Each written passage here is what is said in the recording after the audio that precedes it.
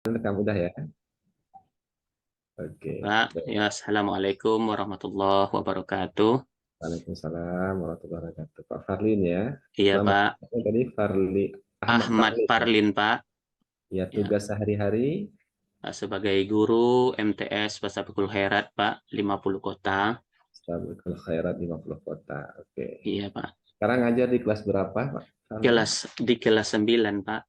Kelas 9. Oke. Eh, karena di sana pun saya pun juga ngajar kelas 7, 8 dan 9 Pak. Iya, iya. Eh, Ketiga. Sabar, Pak, ya. Ya. Oke. Pak Farlin mengajar Al-Quran hadis sudah lama ya? Sudah dari tahun 2007 Pak, semenjak tamat dari MAN. Pendidikan terakhir di mana Pak Farlin? Pendidikan terakhir setelah MAN 1 Payakumbuh lanjut ke STIT Payakumbuh Pak. Seperti tumbuh ya. Iya, Oke. Jurusannya? jurusan PAI, Ya. Tarbiyah. Yang membuat Pak Farlin tertarik dengan materi Quran hadis apa kira-kira? Nah, seperti yang tadi kita sampaikan Pak, bahwasanya banyak sekali sekarang saya tertarik kepada pembelajaran Al-Quran hadis. Yang pertama sekali adalah ilmunya bisa menjadi ladang amal bagi kita Pak. Nah, ladang amal sebagai sedekah ilmu yang bermanfaat yang bisa ditelurkan kepada peserta didik. Tidak hanya kepada ilmu dunia, ilmu akhirat pun akan kita dapatkan. Dan kemudian di samping itu, ilmu yang kita ajarkan kepada anak didik itu adalah ilmu akhirat. Uh, jadi jadi bisa mencapai kebahagiaan akhirat, Pak. Untuk tugas yang diminta untuk dikerjakan kan ada tiga, Pak ya. Ya, Apa saja yang dari tiga itu, Pak, terkait uh, dengan yang menjadi bahan utama saya itunya tentang hadis menuntut ilmu, Pak. yang Hadis menuntut ilmu. yang duanya lagi? Yang duanya itu dari kelas 7 itu tentang mat tabi'i, tentang Maktub. memperindah bacaan Al-Quran dengan ilmu tajwid. Mm-mm. Yang satu lagi, Yang satu lagi tentang hadis menuntut ilmu, Pak. berarti cuma dua ya. Iya, dua. Kena yang diminta dua. Oke. Yang satu lagi, Terkait ya Pak. Matabi'i, ya Pak. Matabi'i yang Pak Farlin buat itu eh, apa saja yang menjadi Oh, tujuan pembelajarannya? yang pertama sekali itu tentang hormat, Pak. Hormat Iya, ya. dahulu, kemudian hormat ini yang jelas kita menginginkan capaian tujuan pendidikannya itu, tujuan pembelajarannya itu siswa mampu eh, mengetahui tentang pengertian mat secara bahasa ataupun secara istilah, dan kemudian siswa juga mampu mengetahui macam-macam huruf mat. Serta siswa juga diharapkan bisa memahami tentang mat tabi'i. Itu Pak. Terkait dengan matabi'i ini, apa yang selalu menjadi apa, masalah di tingkat siswa kira-kira Pak Nah, Farlin? yang menjadi permasalahan di tingkat siswa tentang mat tabi'i adalah masalah penentuan contohnya dan penerapannya dalam Al-Quran, Pak.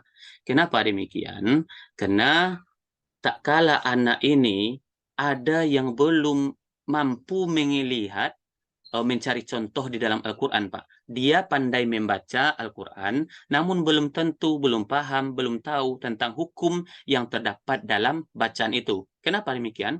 Karena hampir ada persamaan mat tobi'i atau ada juga kaitannya dengan mat-mat yang lain, Pak. Kalau seandainya tidak begitu paham dengan mat tobi'i ini. Contohnya, mat lain, kan hampir bisa sama itu, Pak. Itu. Ya, oke. Selanjutnya, apa metode yang Bapak gunakan untuk mengajarkan siswa terkait dengan matabi ini, Nah, Pak? yang pertama sekali metodenya ceramah, Pak. Kemudian kita panggil anak untuk mendemonstrasikan beberapa contoh ke depan, kemudian disampaikan pula oleh teman-temannya, dan kemudian temannya pun diberikan juga tugas kiranya juga bisa mencari beberapa contoh atau mendemonstrasikannya di depan kelas, di depan lokal, Pak, di depan kelas. Untuk pendalaman materi terkait mata BI ini, apa yang Bapak lakukan? Pendalamannya, Pak. Ya, Siswa diberikan beberapa penggalan surat pendek yang ada dalam Al-Quran. Kemudian nantinya siswa diberi tugas untuk bisa mencocokkan, mencari mana yang tergolong kepada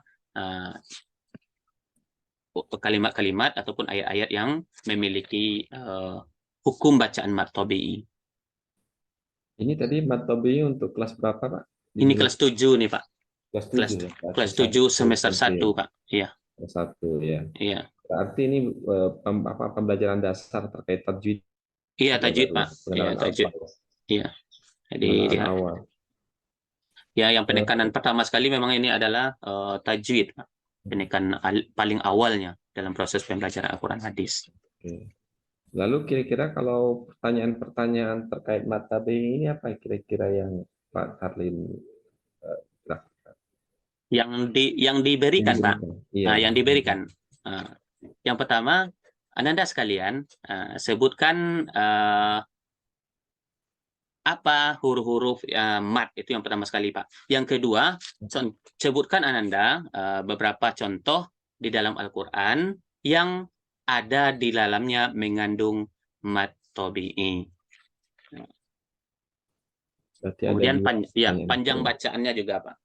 Panjang bacaan mat tabi'i, Ananda. Ketika siswa membaca mata BI tidak sesuai atau lebih panjangnya dari ketentuannya, bagaimana untuk menegurnya atau Nah, mengingatkannya?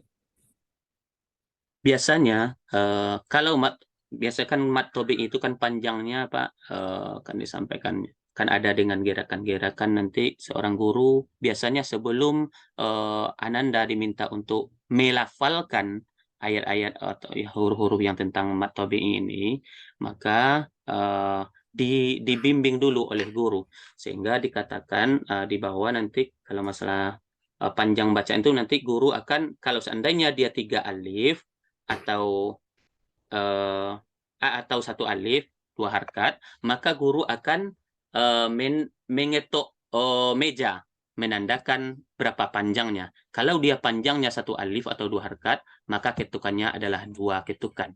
Kalau seandainya dia panjang hukum bacaan itu 3 alif atau 6 harkat, maka guru pun mengetuk meja sebanyak 6 harkat. Jadi setelah dibimbing oleh guru, contohnya, cara pengucapannya, cara pelafalannya, baru diminta anak untuk mencari contoh. Mata BI ini kan cuma satu bentuk panjang bacaannya kan, Pak? Iya, Ya, 1 alif, Pak. yang 1 alif 2 Dua harkat. harkat, iya. Tidak ada yang lebih dari itu kan? Enggak, Pak. Ya, baru nanti mat far'i baru akan bermacam-macam panjang Iya, bacaannya. iya, mat lazim. Ya. Ya, oke, selanjutnya selain persoalan tajwid, yang kedua tadi persoalan hadis, Pak ya, yang Pak angkat ya, Iya, hadis tentang menuntut ilmu, Pak. menuntut ilmu. Oke. Apa yang menjadi dasar kenapa hadis ini yang Bapak coba angkat dalam tugasnya Pak buat? Nah, yang pertama sekali ini menjadi dasar bagi saya adalah tentang menuntut ilmu ini adalah tentang pentingnya ilmu ini. Nah, di dalam materi yang saya tulis ini, Pak, eh, yang menjadi tujuan pembelajarannya adalah eh, diharapkan kepada peserta didik ini meyakini akan pentingnya menuntut ilmu. Yang kedua adalah diharapkan siswa ini bisa membaca hadis tentang menuntut ilmu, kemudian menganalisis hadis tentang menuntut ilmu. Kenapa ini tentang menuntut ilmu? Karena dasar dari suatu pendidikan itu, dasar dari suatu seseorang itu adalah memang ilmu ini, Pak. Memang untuk apa namanya ini, dan juga Rasulullah pun itu menerima wahyu pertama adalah tentang menuntut ilmu. Intinya surah Al-Alaq ayat 1-5.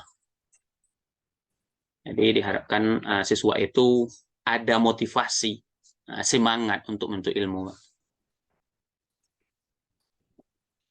Selanjutnya, bagaimana Pak Farlin menjelaskan dalam PBL itu eh, untuk mengetahui pengalaman atau penguasaan siswa itu. Bagaimana cara untuk mengetahui sejauh mana siswa itu menguasai materi-materi yang telah dipelajari.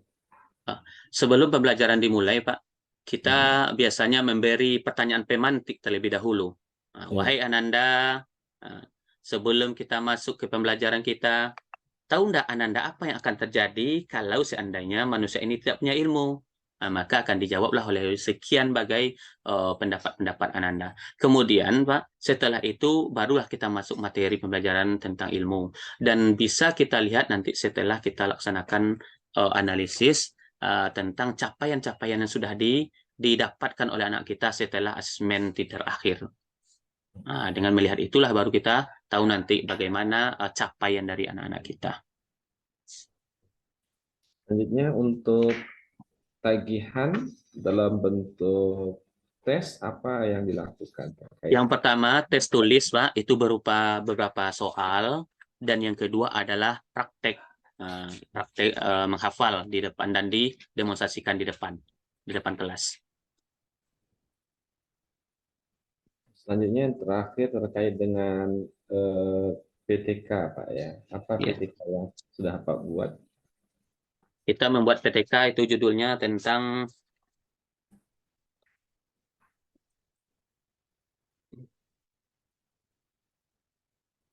judulnya motivasi belajar siswa melalui pendekatan model pembelajaran activity based learning, Pak. Yaitu Ya. pendekatannya menekankan pada aktivitas siswa. Mm-mm. Jadi Secara bagaimana teori apa ya? Activity based learning ini apa? Metode apa dia? metode yang dipakai, Pak, adalah bagaimana ini menekankan pada aktivitas siswa ini, melihat bagaimana kegiatan-kegiatan yang dilakukan oleh siswa selama pembelajaran. Yang pertama tentu melihat dulu uh, aspek kognitifnya, Pak, pengetahuannya. Itu. Jadi Selanjutnya, bagaimana siswa ini bisa optimal untuk bisa mendapatkan hasil yang optimal dari kegiatan yang memiliki aktivitasnya.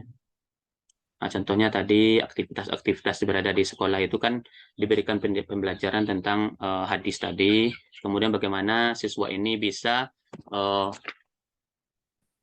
yang pertama sekali tentu aktivitasnya menulis hadis yang sudah diperlihatkan melalui slide PPT. Kemudian setelah menulis, bagaimana siswa ini diharapkan bisa aktivitasnya adalah membaca, melafalkan, kemudian baru mendemonstrasikan di depan kelas. kalau melihat dari teori ini, apa kajian-kajian teori terdahulu yang pernah Bapak baca terkait teori ini? Teori bahasa learning, teori Iya, activity based learning, Pak. iya. Sudah ada melihat, membaca dari teori-teori yang sebelumnya, ada penelitian sebelumnya. Yang biasanya, Pak, juga sama, karena yang biasanya penerapan-penerapan dalam pelaksanaan tentang Al-Quran dan hadis ini kebanyakan seperti itu, Pak. Penerapannya biasanya ditulis, dilafalkan, kemudian dipraktekkan. Lalu dari hasil penelitian ini apa kira-kira yang bisa didapatkan? Yang pertama, siswa memang termotivasi kiranya bisa menghafal, membaca, menghafal. Bahkan siswa biasanya yang belum pandai menulis, melafalkan huruf-huruf Arab, sehingga dia bisa. Kemudian di samping itu diharapkan juga siswa walaupun tidak bisa menjadi seorang dai penyampaian dakwah, paling tidaknya dia punya dasar tentang hadis, tentang ilmu hadis. Baik, Pak Farlin, untuk sementara kita cukupkan dulu dan kita pending istirahat selama lebih kurang 10 atau 15 menit untuk sholat asar, nanti dilanjutkan lagi. Oke. Setelah Ustaz, kita yang ulang lagi, Pak. Apa? Enggak, Masuk lagi kita lanjutkan berikutnya. teman berikutnya, Pak. teman berikutnya ya. Oh, iya. Mau disampaikan pada teman berikutnya, kita skor dulu untuk setelah asar. Nanti kita masuk lagi pas jam 4. Jam Dengan kawan setelah saya, Pak. Iya, iya. Ya, terima kasih Pak. Ya, sama. Kita Sudah tutup terekam ya? dengan, iya, Sudah kita terekam tutup ya? dengan subhanakallahumma wa bihamdika asyhadu an la ilaha illa anta astaghfiruka wa atubu ilaik. Ya, Terima kalau kasih nggak Pak Pak nanti atas ya, ilmunya. biarkan. Ya, Ya, terima kasih Pak. atas ilmunya, bimbingannya. Ya. Barakallah. Assalamualaikum warahmatullahi Waalaikumsalam. wabarakatuh. Nah, boleh. Assalamualaikum warahmatullahi wabarakatuh. Waalaikumsalam warahmatullahi wabarakatuh. Alhamdulillah ini yang perdana ya, langsung saja ya. Iya Pak. Eh, Sekitar 20 sampai 25 menit. Nanti video ini digabung dengan video yang satu lagi di bidang pengujian profesional. Insya Allah Pak. Baik ya. Tentu sebagai seorang guru profesional tentu sudah banyak hal-hal yang dipersiapkan. Eh, Tentu di antara yang dipersiapkan adalah perangkat pembelajaran. Sebutkan apa saja yang dimaksud dengan perangkat pembelajaran. Perangkat pembelajaran itu Pak, itunya seperangkat yang dijadikan oleh guru untuk membantu mengarahkan proses pembelajaran agar bisa mencapai capaian dari pendidikan. Seperti halnya RPP, kalau dahulunya RPP pada kurikulum 13, sekarang adalah modul. Jadi untuk kurikulum merdeka tidak ada EPP?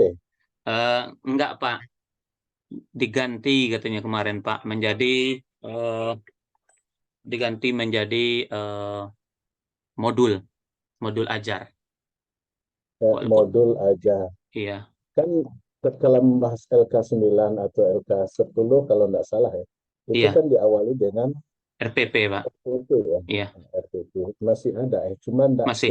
sedetail sebagaimana yang kurikulum 13 ya. Ya begitu ya.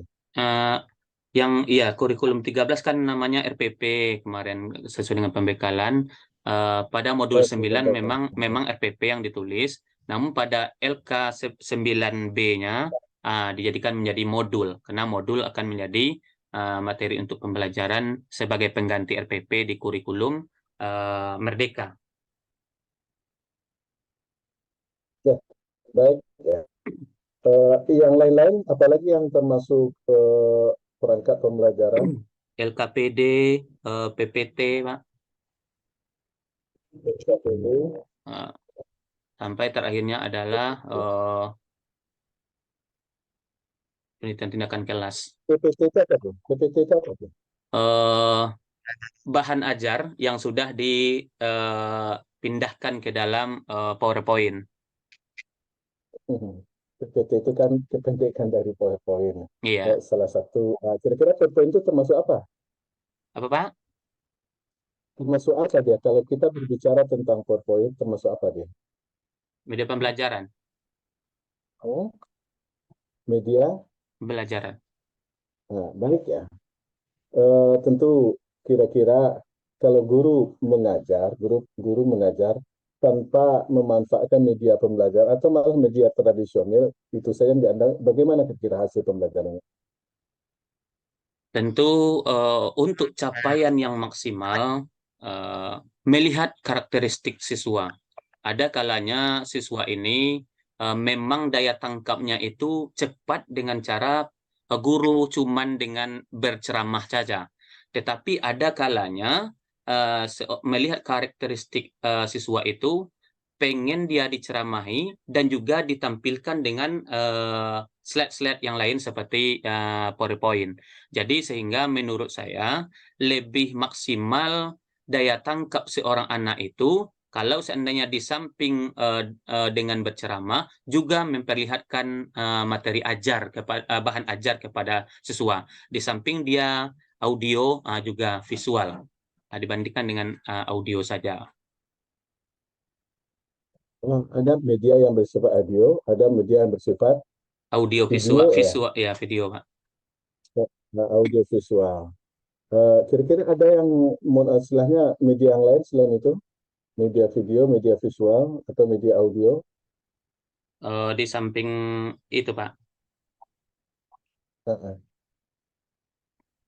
Iya, Pak.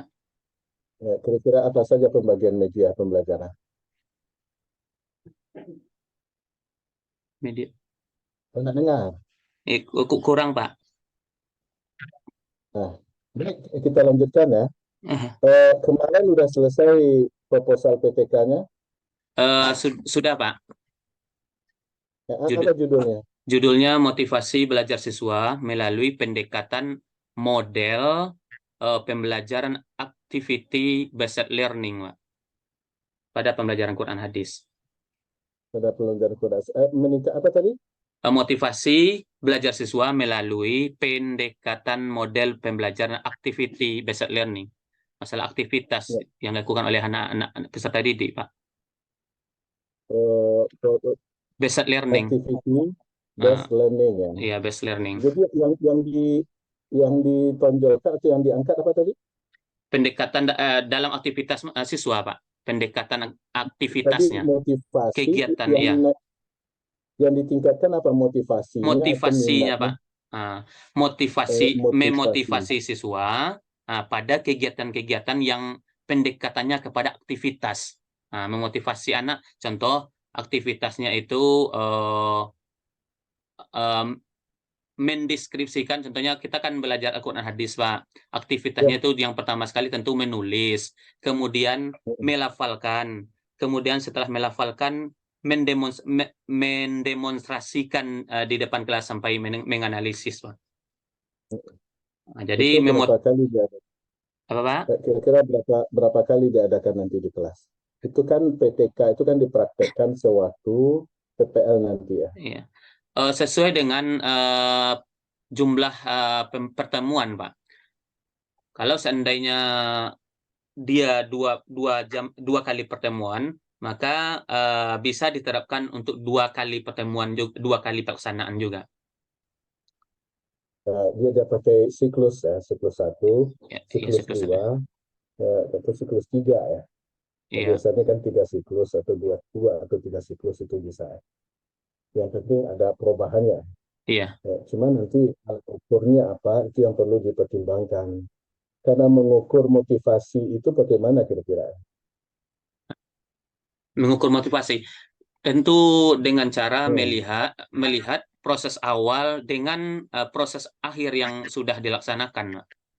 Tentu ada tidak perubahan yang terjadi antara awal pelaksanaan dengan akhir pelaksanaan kegiatan. Termasuk pada evaluasinya, Pak. Ahmad Farid mengajar di mana? Di MTS Pasabikul Khairat, Pak. 50 Kota, Gunung Melintang. Pak, Gunung Malintang, Festival Perak. Pangkalan, Itu Pak. yang dibuat dulu Gunung Malintang ya. Saya punya teman di sana ya, dulu pernah jadi wali negari ya. Ya, Safrial Syahrial. SPD, Pak. Dia yang membuat nama saya Gimana itu, Pak. jadi Ustaz? Dia jadi Keren. guru pondok, sekarang mau jadi emas, Pak. Madrasah Aliyah di Bukit Talau. Nah, ya, mudah-mudahan berhasil. Hmm. Tentu mengajar di eh, sebuah sekolah tentu mengawali langkahnya dengan membuat sebuah visi. Ya, visi kemudian dijabarkan dalam misi. Kira-kira MTSN apa Pasabikul yang tadi yang Khairat di Gunung Malintang itu Fastabiqul Khairat itu visinya apa? menuju madrasah yang religius, kompetitif, inovatif, kreatif, dan mandiri.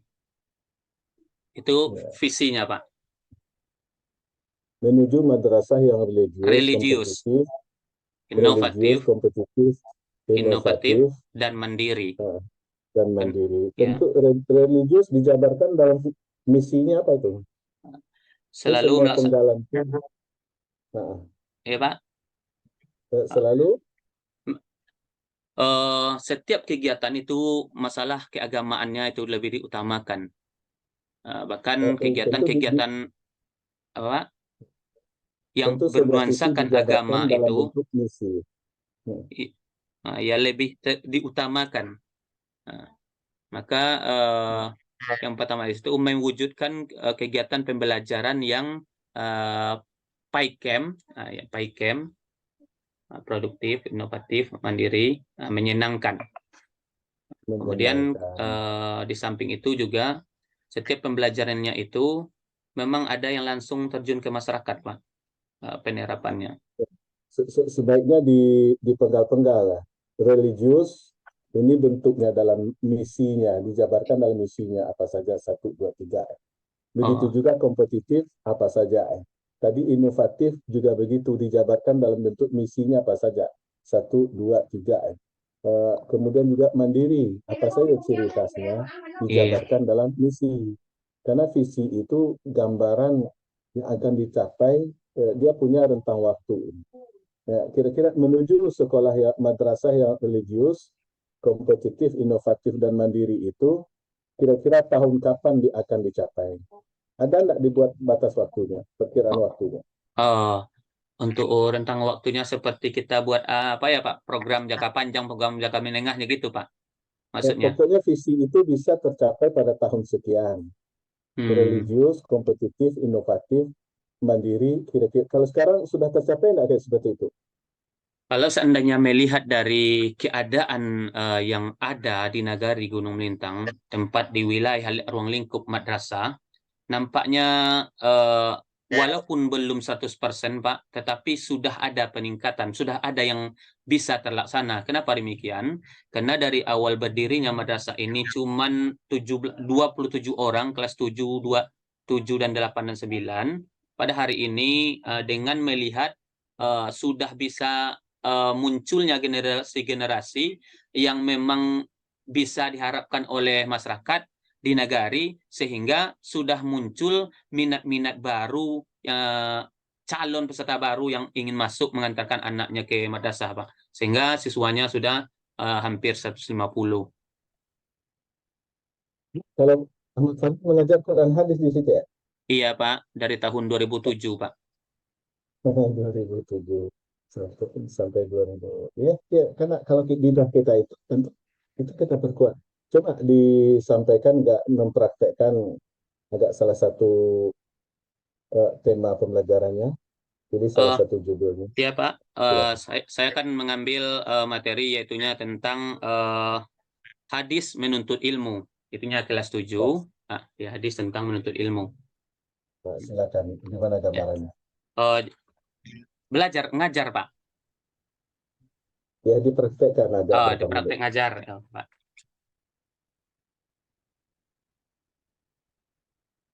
Assalamualaikum warahmatullahi wabarakatuh.